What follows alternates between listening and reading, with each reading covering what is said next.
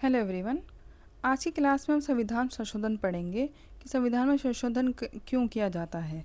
वैसे तो संविधान में 100+ संशोधन हुए हैं, लेकिन हम इम्पोर्टेंट संशोधन ही पढ़ेंगे जो एग्ज़ाम में बार बार पूछे जाते हैं और जो एग्ज़ाम से रिलेटेड है, तो हम वही संशोधन, इम्पोर्टेंट संशोधन ही हम आज की क्लास में हम पढ़ेंगे।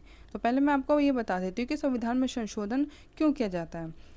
देखो, संविधान हमारे देश का सर्वोच्च कानून है। ठीक है, समय के साथ समाज में अर्थव्यवस्था, विज्ञान, तकनीक और प्रशासन में क्या बदलाव होते रहे हैं। तो बदलती परिस्थितियों के अनुसार संविधान को प्रासंगिक और प्रभावी बनाए रखने के लिए संविधान में संशोधन किया जाता है। ठीक। फिर संविधान संशोधन की प्रक्रिया। संसद के किसी भी सदन में संशोधन विधेयक पेश किया जाता है। ठीक है, चाहे वो राज्यसभा हो या लोकसभा हो, किसी भी सदन में पेश किया जा सकता है। विशेष बहुमत से पारित होता है। राष्ट्रपति की स्वीकृति के बाद अधिनियम बन जाता है। ठीक, तो ये संविधान संशोधन की प्रक्रिया। तो जो पहला संविधान संशोधन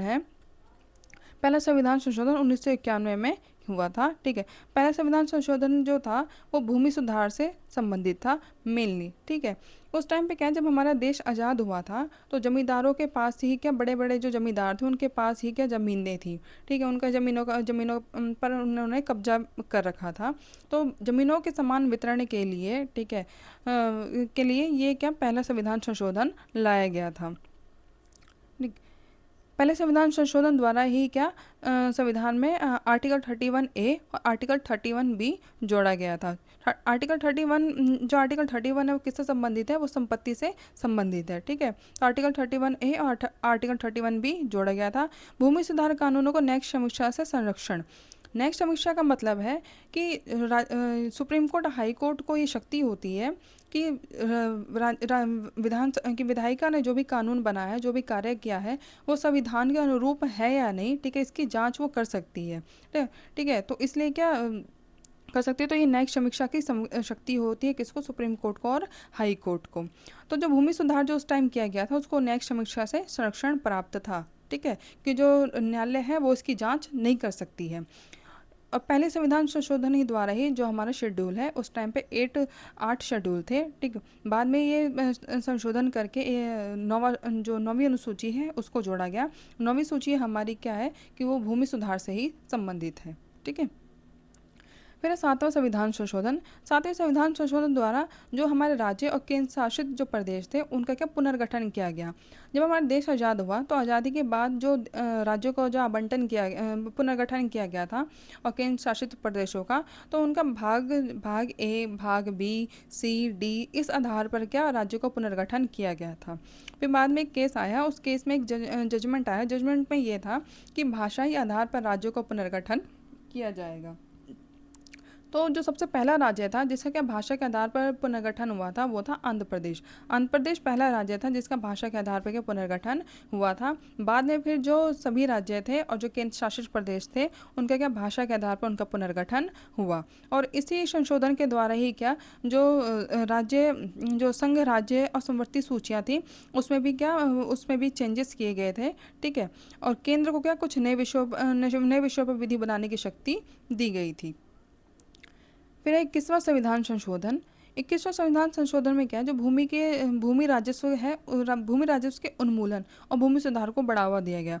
भूमि पर जो राजस्व लिया जाता था उसको क्या समाप्त कर दिया गया और भूमि सुधार को बढ़ावा दिया गया। इस संशोधन द्वारा जो आर्टिकल 31 में संशोधन, मुआवजा शब्द के स्थान पर राशि शब्द का प्रयोग किया गया।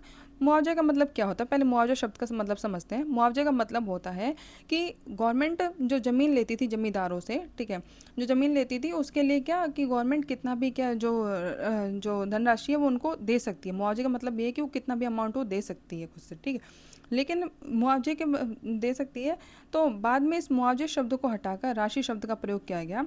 ठीक, इसका मतलब ये था कि अब जब ज़मीनें जो किसी से ली जाएगी, ठीक है, तो उस करंट टाइम पे जो ज़मीन की जो कीमत होगी तो उस कीमत के आधार पर ही क्या उनको राशि दी जाएगी। इसलिए क्या मुआवजा शब्द हटाकर राशि शब्द का प्रयोग किया गया।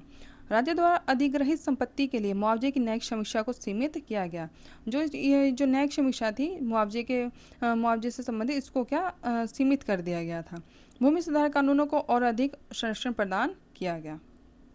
ठीक है,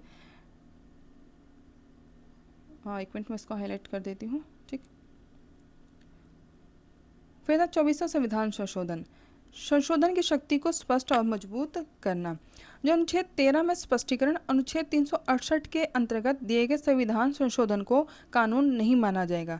ये आर्टिकल 13 में ये बोला गया था कि जो 368 के तहत जो संविधान में जो भी संशोधन किया जाएगा उसको कानून नहीं माना जाएगा। ठीक है, कानून नहीं माना जाएगा तो इस आधार पर क्या है, उसको न्यायालय में चुनौती नहीं दी जा सकती, क्योंकि वो कानून नहीं है। ठीक, हम बस संशोधन कर रहे हैं लेकिन वो कानून नहीं है। ठीक है, अगर इसको कानून माना जाता तो इस आधार पर क्या उसको चुनौती न्यायालय में दी जा सकती थी। ठीक है, फिर संसद को संविधान के किसी भी भाग में संशोधन करने की स्पष्ट शक्ति दी गई। संसद को क्या ये पूर्ण शक्ति थी कि वो संविधान के किसी भी भाग में क्या संशोधन कर सकती है, लेकिन बाद में जो संसद की जो शक्ति है संशोधन करने की, इसको क्या सीमित कर दिया गया था।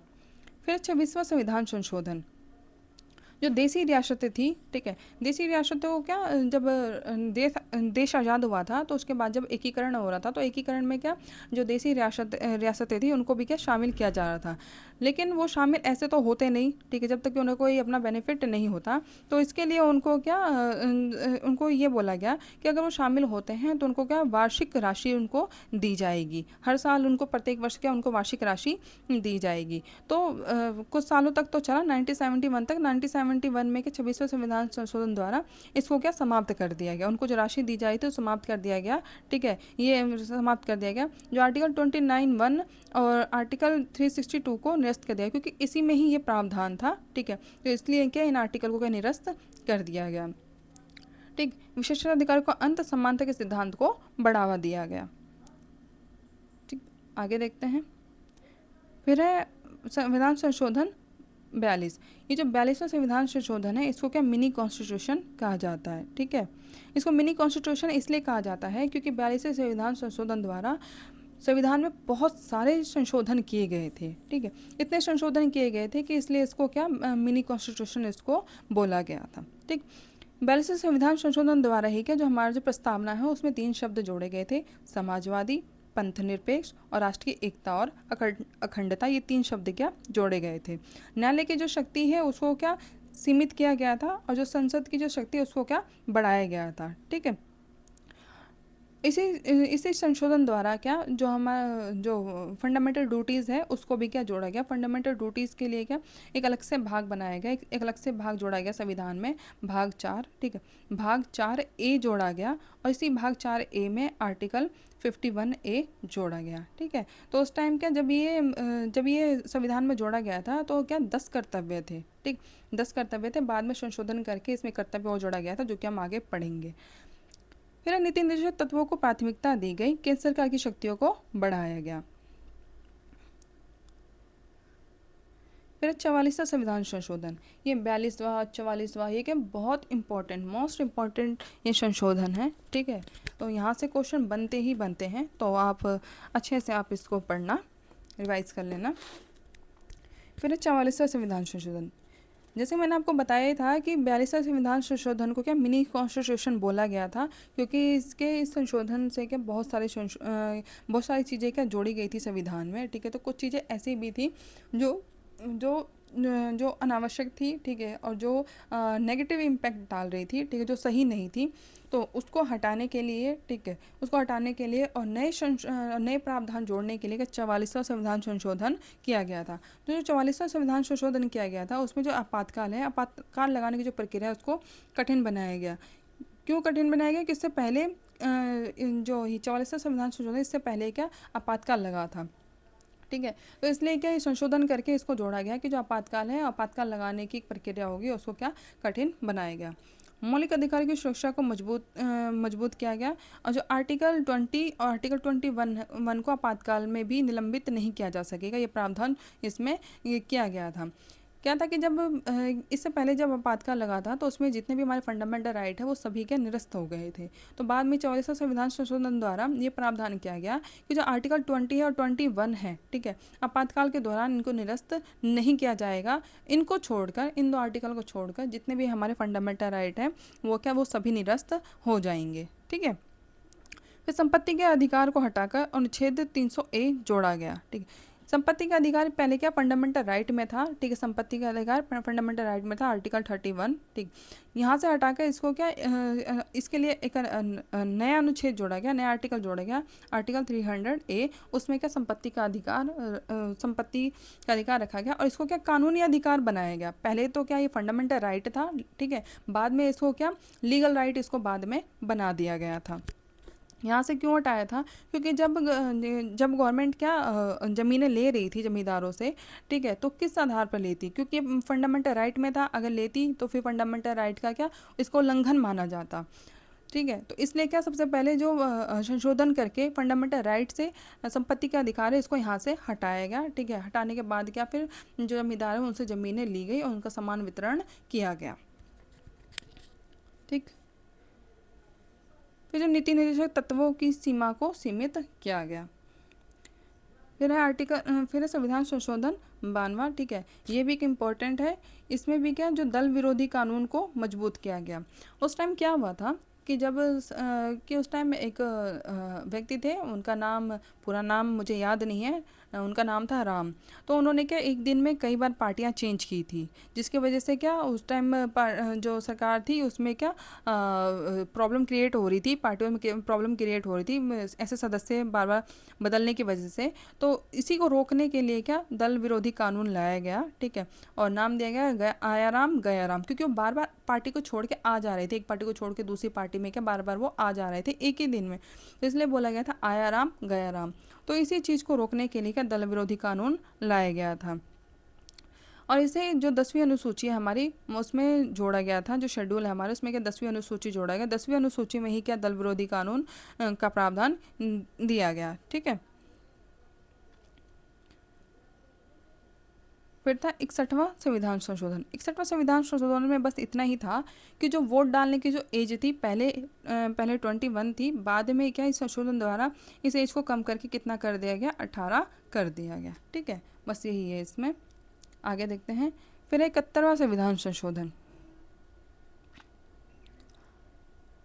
यहाँ पे ये पंचायत ये गलत दे रखा है, ठीक है। जो 71वां संविधान संशोधन है, 71वें संविधान संशोधन द्वारा ये भी 1992 में ही लाया गया था। 71वां संविधान संशोधन 1992। इसके तहत क्या जो हमारा जो हमारा 8th शेड्यूल है, ठीक है, जो भाषा से संबंधित है, जो हमारा 8th शेड्यूल है, उसमें क्या 3 नई भाषाएं जोड़ी गई थी, कोंकणी, नेपाली और मणिपुरी। कोंकणी, नेपाली और मणिपुरी, ये 3 भाषाएं जोड़ी गई थी। इन 3 भाषाओं को जोड़ने के लिए क्या 71वां संविधान संशोधन किया गया था, ठीक। यहाँ पे ये गलत लिखा हुआ है तो इसको अवॉइड करना, ठीक। मैंने आपको बता दिया है क्या है, उस पर ध्यान देना। फिर है 73वां संविधान संशोधन। जो 73वां संविधान संशोधन है, इसके तहत क्या पंचायती राज को जोड़ा गया। पंचायती राज को जोड़ने के लिए क्या जो हमारा 11वां शेड्यूल है वो जोड़ा गया। 11वां शेड्यूल में क्या पंचायती राज को रखा गया, ठीक है। और पंचायती राज के लिए क्या जो संविधान का भाग 9A जोड़ा गया था, ठीक है, जिसमें क्या पंचायती राज से संबंधित है, ठीक है। इसमें पंचायत के बारे में क्या पूरी आर्टिकल और सब कुछ क्या मतलब दिया हुआ है, ठीक है। और इस पंचायत को संवैधानिक दर्जा दिया गया था, ठीक है। कौन से संशोधन में, 73वें संविधान संशोधन में। इसके बाद इसमें एक संशोधन मिस है जो कि है 74वां, क्योंकि 73वां, 74वां और 71वां ये तीनों संशोधन क्या 1992 में आए हैं, ठीक है। 73 में क्या 73वां संविधान संशोधन क्या ग्राम पंचायत से संबंधित है। फिर है 74वां संविधान संशोधन जो कि क्या नगर पालिका से संबंधित है। 74वें संविधान संशोधन द्वारा क्या नगर पालिका को जोड़ा गया था। जो 12वां शेड्यूल है, 12वां शेड्यूल जोड़ा गया। 12वें शेड्यूल में क्या नगर पालिका रखा गया, ठीक है। और जो भाग 9 है, भाग 9 के बी में जो नगर पालिका है उसको जोड़ा गया, ठीक है। फिर है 86वां संविधान संशोधन। 86वां संविधान संशोधन द्वारा क्या जो हमारा फंडामेंटल राइट है, फंडामेंटल राइट आर्टिकल 21A जोड़ा गया।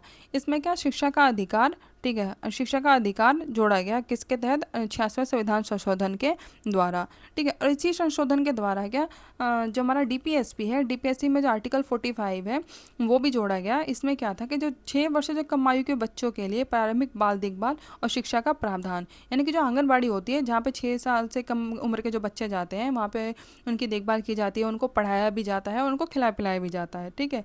तो ये जोड़ा गया था। और इसी जो संशोधन के द्वारा एक और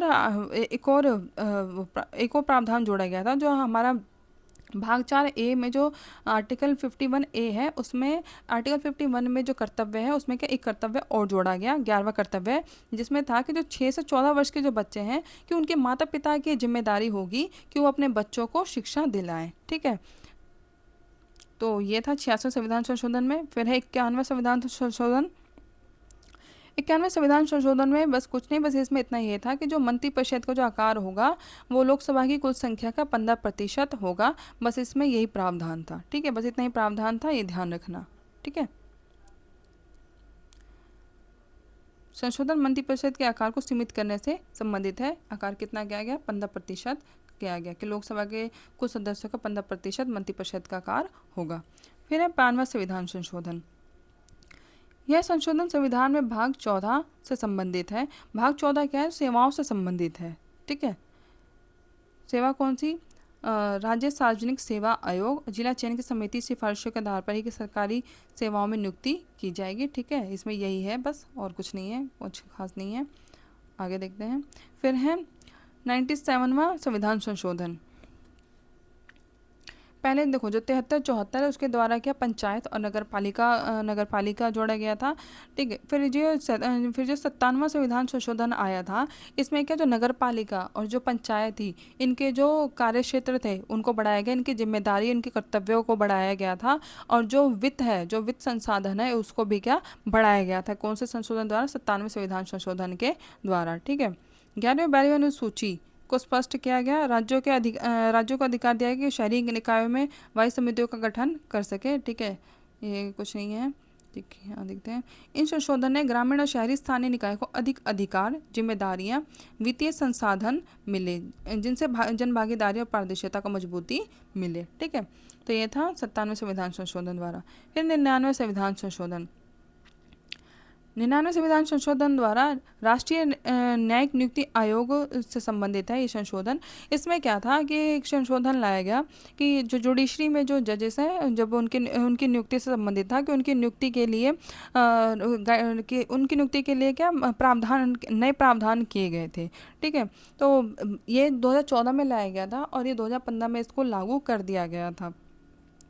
2015 में इसको लागू कर दिया गया था, और कुछ महीने बाद ही 2015 में ही कुछ महीने बाद ही इसको क्या सुप्रीम कोर्ट ने इसको इलीगल बता दिया था। ठीक है, इलीगल बताकर इसको क्या निरस्त कर दिया था, क्योंकि सुप्रीम कोर्ट ने ये बोला कि ये जो जुडिशरी की जो स्वतंत्रता है उसका ये उल्लंघन है, तो ये बताकर क्या इसको लीगल बोल दिया गया था। फिर इसके बाद जब इसको निरस्त कर दिया गया तो फिर वही जो उनकी जो पुरानी परंपरा थी, कॉलेजियम प्रणाली, जिसके तहत क्या जो न्यायाधीशों की नियुक्ति की जाती थी, तो वही क्या अब तक भी उसी से क्या जो जजेस है उनकी नियुक्ति की जाती है कॉलेजियम प्रणाली से। फिर 101वां संविधान संशोधन। जो 101वां संविधान संशोधन है, इसके द्वारा क्या जीएसटी लागू किया गया था। ठीक है, इसको 2016 में लाया गया था, इस अधिनियम को पारित भी हो गया था, और इसे 2017 में क्या लागू कर दिया गया था जीएसटी को। ठीक है, बस यही है, और इसमें आर्टिकल देख लेना 279A, ये जीएसटी से रिलेटेड ये आर्टिकल है। ठीक है, जीएसटी का आर्टिकल है, ये ध्यान रखना। और इसी संशोधन के द्वारा क्या जो जीएसटी परिषद है उसका भी गठन किया गया था। फिर 102वां संविधान संशोधन। यह संशोधन राष्ट्रीय पिछड़ा वर्ग आयोग को संवैधानिक दर्जा देने हेतु किया गया। इसमें संविधान में अनुच्छेद 338B जोड़ा गया। ठीक, एक नया आर्टिकल जोड़ा गया था, 338B जोड़ा गया। उद्देश्य क्या था इसका? सामाजिक और शैक्षणिक रूप से पिछड़े वर्गों के लिए संवैधानिक संरक्षण और निगरानी तंत्र स्थापित करना। ठीक है, इसको क्या और इसी संशोधन द्वारा क्या इसको संवैधानिक दर्जा दिया गया था। ठीक है, फिर 103वां संविधान संशोधन। 103वां संविधान संशोधन जो कि है वो ईडब्ल्यूएस से संबंधित है, इकोनॉमिक वीकर सेक्शन से, कि जो इकोनॉमिक वीकर सेक्शन के जो भी से जो संबंधित है उनको क्या शिक्षा में और सरकारी नौकरियों में क्या 10% का आरक्षण दिया जाएगा। ठीक है, इस संशोधन से क्या जो आर्टिकल हमारा 15 है, जो फंडामेंटल राइट में जो आर्टिकल 15 है, 15 में 15 का सब क्लोज 6 जोड़ा गया, और जो आर्टिकल 16 है उसमें क्लोज 6 जोड़ा गया था। ठीक है, तो आर्टिकल 15 का जो क्लोज 6 है, इसमें क्या शिक्षा में 10% का आरक्षण दिया गया ईडब्ल्यूएस वर्ग को, और जो आर्टिकल 16 का जो क्लोज 6 है, इसमें क्या रोजगार में जो सरकारी नौकरियां हैं उसमें क्या 10% का आरक्षण दिया गया। ठीक है, और ये जो आरक्षण दिया गया, जो एससी और एसटी वर्ग को जो आरक्षण दिया जाता है उससे अलग है ये। ठीक है, जो ओबीसी को जो आरक्षण दिया जाता है उससे ये अलग है। ठीक है, फिर है 104वां संविधान संशोधन। लोक प्रतिनिधित्व अधिनियम 1991 में संशोधन कर राजनीतिक दलों द्वारा चुनावों में पारदर्शिता लाना। ठीक है, चुनावों में पारदर्शिता लाना, मतदाताओं को सूचित विकल्प देना तथा लोकतांत्रिक प्रक्रिया को अधिक उत्तरदायी और पारदर्शी बनाने के लिए क्या 104वां संविधान संशोधन लाया गया था। ठीक है, इसका प्रावधान क्या था कि उम्मीदवारों की चौथी सूची आपराधिक मामलों का विवरण और शैक्षणिक योग्यता और परिसंपत्ति और देनदारियों का विवरण प्रस्तुत करना होगा 48 घंटों के भीतर। ठीक है, फिर 105वां संविधान संशोधन। 105वां संविधान संशोधन जो लाया गया था, यह संशोधन किया गया था कि जो राज्यसभा है, राज्यसभा में जो राज्य और केंद्र शासित प्रदेश हैं उनकी जो जनसंख्या है उसके आधार पर क्या राज्यसभा में सीटों का आवंटन किया जाएगा। ठीक है, तो इसके लिए क्या 105वां संविधान संशोधन लाया गया था। इससे क्या है कि जो छोटे राज्य थे उसके साथ क्या न्याय होगा और उनका प्रतिनिधित्व भी बढ़ेगा। इसके लिए क्या ये 105वां संविधान संशोधन लाया गया। ठीक है, राज्यसभा की सीटों का आरक्षण जनसंख्या के आधार पर किया जाएगा। ठीक है, यहाँ पे ये लिखा हुआ है। ठीक है, फिर 106वां संविधान संशोधन। यहाँ पे ये गलत दे रखा है। ठीक है, तो उस पर गौर मत करना। ठीक, मैं बताती हूँ। जो 106वां संविधान संशोधन लाया गया था, ये वुमेन रिजर्वेशन बिल लाया गया था इसमें। ठीक है, 106वां संविधान संशोधन द्वारा इसमें क्या था कि जो लोकसभा है और जो राज्य विधानसभा है, वहाँ पे क्या 1/3 सीटें जो हैं महिलाओं के लिए आरक्षित की गई। ठीक है, इसके लिए क्या ये बिल लाया गया था कि महिलाओं को आरक्षण दिया जाएगा। कितना दिया जाएगा? 1/3 दिया जाएगा। कहाँ? लोकसभा और राज्य विधानसभा में। देखो, जो पंचायत है, पंचायत में पहले ही जब पंचायत लागू हुई थी, तो पंचायत के लागू होने के समय ही क्या औरतों को 1/3 का आरक्षण दिया गया था। ठीक, तो जैसे कि शायद मैंने आपको बताया होगा आगे। ठीक है, नहीं बताया तो मैं यहाँ बता देती हूँ। ठीक, और देखो अब लोकसभा राज्य विधानसभा में कब दिया जा रहा है। ठीक है, ये इतनी लेट दिया जा रहा है जबकि इसको पहले देना चाहिए था ये आरक्षण। ठीक, तो ये तो हो गए हमारे संशोधन। ठीक, जितने भी इंपॉर्टेंट संशोधन थे वो मैंने आपको पढ़ा दिया है। अब इससे रिलेटेड जो क्वेश्चंस है, हम क्वेश्चंस अब देखते हैं। मैं कुछ सेकंड का पॉज करूँगी। ठीक है, क्योंकि अभी आपने पढ़ा है तो आपको रिवीजन हो गया होगा, और जिनको पहले से रिवाइज था तो उनकी भी अच्छी रिवीजन हो गई होगी। ठीक है, तो मैं कुछ सेकंड का मैं पॉज करूँगी क्वेश्चन पढ़ने के बाद। तो आप खुद से प्रैक्टिस करना कि आप जो आंसर खुद से जो बता रहे हैं क्या वो आंसर सही है। ठीक है, तो आप इसकी क्या खुद से प्रैक्टिस करना। पहला क्वेश्चन है, नागरिकता संशोधन अधिनियम 2015 ने कुछ श्रेणियों के भारतीय मूल के व्यक्तियों के लिए नागरिकता की एक नई श्रेणी पेश की। इसे आधिकारिक तौर पर क्या कहा जाता है?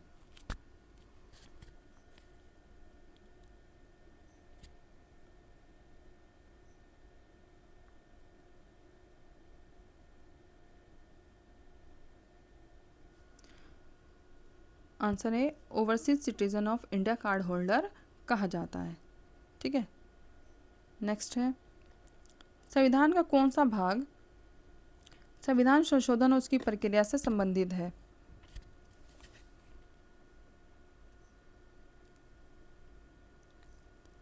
तो ये जो संबंधित है भाग 20 से संबंधित है। भाग 20 में ही आर्टिकल 368 है, जिसके तहत क्या संविधान में संशोधन करते हैं।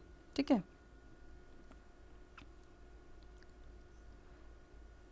देखो संविधान में संशोधन करना क्या, क्योंकि उस टाइम जब संविधान संशोधन जो बना रहे थे तो उनको पता था कि जैसे जैसे समय बढ़ता जाएगा, आवश्यकताएं बढ़ती जाएंगी, ठीक है, बदलाव आते जाएंगे, तो वैसे ही क्या संविधान में संशोधन करने की क्या ज़रूरत होगी। इसलिए क्या उन्होंने इसके लिए वो पहले से ही वो प्रिपेयर थे, उन्होंने इसके लिए एक अलग से भाग 20 जोड़ा।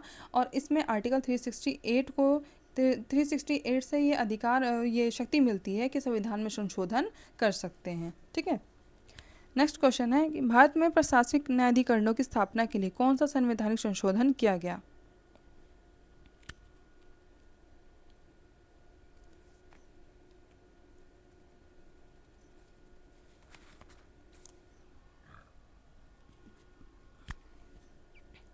तो ये जो संवैधानिक संशोधन किया था ये था 42वां संविधान संशोधन। नेक्स्ट क्वेश्चन है जीएसटी किस संशोधन अधिनियम के माध्यम से पेश किया गया।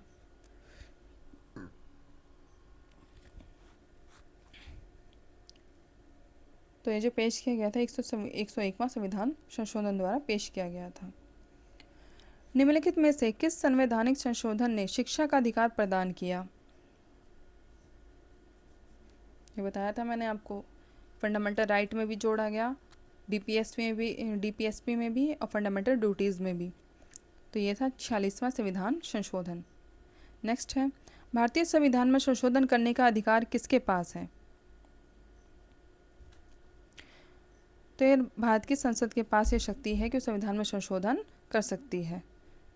नेक्स्ट है भारतीय संविधान की 10वीं अनुसूची, जिसे लोकप्रिय रूप से दल बदल विरोधी कानून के रूप में जाना जाता है, किस संशोधन द्वारा जोड़ी गई थी। दल विरोधी कानून मैंने बताया था आपको कि 92वें संविधान संशोधन द्वारा इसे संविधान में जोड़ा गया था। मूल संरचना सिद्धांत, जो भारतीय संसद की संशोधन शक्ति को सीमित करता है, किस मामले में स्थापित किया गया था।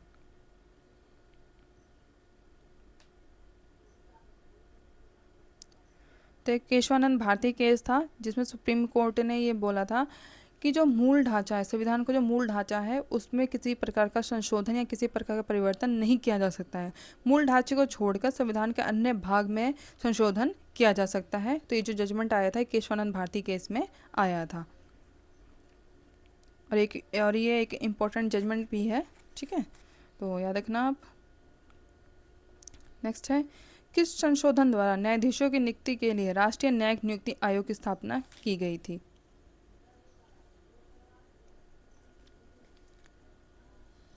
तो ये जो स्थापना की गई थी ये 99वें संविधान संशोधन के द्वारा की गई थी, जिसे बाद में हटा भी दिया था। फिर अब भारतीय संविधान में संशोधन करने की प्रक्रिया कौन शुरू कर सकता है।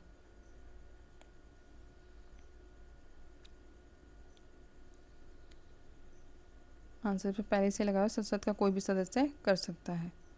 नेक्स्ट है भारतीय संविधान ने किस देश के संविधान से संविधान संशोधन की प्रक्रिया का प्रावधान उधार लिया।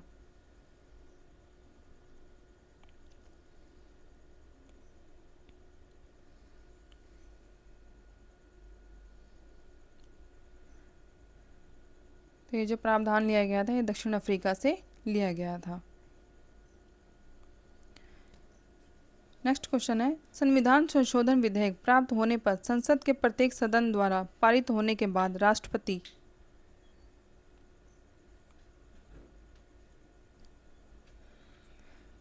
अपनी सहमति देंगे। संशोधन प्रक्रिया के बारे में निम्नलिखित में से कौन सा कथन सही है।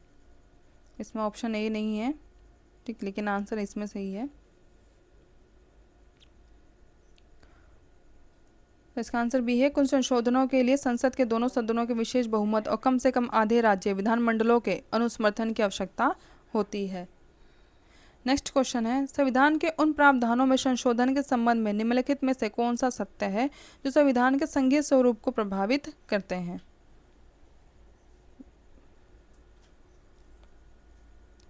तो इसका आंसर डी है उपरोक्त सभी, ठीक है। उन्हें साधारण बहुमत द्वारा संशोधित किया जा सकता है, उन्हें संसद के दोनों सदनों के 2/3 बहुमत द्वारा संशोधित किया जा सकता है, उन्हें न केवल संसद के 2/3 बहुमत द्वारा बल्कि कम से कम 50 सदस्यों द्वारा अनुसमर्थन भी आवश्यक है। नेक्स्ट है संवैधानिक संशोधन के लिए राज्य विधानमंडलों द्वारा अनुसमर्थन की अधिकतम समय सीमा क्या है।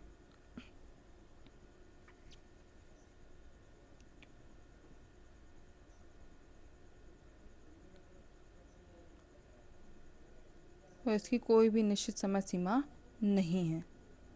संविधान संशोधन विधेयक संसद के किस सदन में पेश किया जा सकता है? तो जो संविधान संशोधन विधेयक है ये संसद के किसी भी सदन में पेश किया जा सकता है, राज्यसभा या लोकसभा किसी में भी। निम्नलिखित में से कौन भारतीय संविधान की संशोधन प्रक्रिया का हिस्सा नहीं है?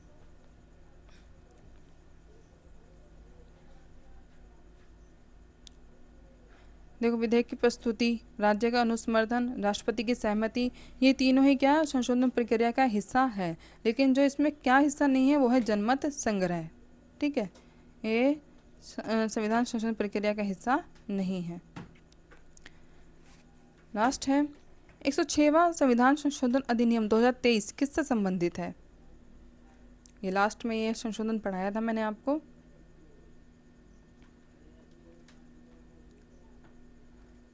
तो ये जो संबंधित है ये विधायिका में महिलाओं का आरक्षण से संबंधित है। ठीक, आरक्षण कितना 1/3। ठीक, तो ये मैंने आपको क्वेश्चंस भी करवा दिए हैं। ठीक, और आपको जो संशोधन भी, जो भी इम्पोर्टेंट संशोधन थे जैसे एग्ज़ाम में क्वेश्चंस आते हैं तो वो सब मैंने आपको पढ़ा दिया है और क्वेश्चंस भी प्रैक्टिस कर लिया है। ठीक है, तो आप मुझे कमेंट बॉक्स में ज़रूर बताना कि ये जो क्वेश्चंस हमने जो करे हैं इसमें से कितने क्वेश्चंस आपके सही हुए हैं। और वीडियो को लाइक ज़रूर करना और चैनल को सब्सक्राइब भी ज़रूर करना। ओके, तो थैंक यू सो मच।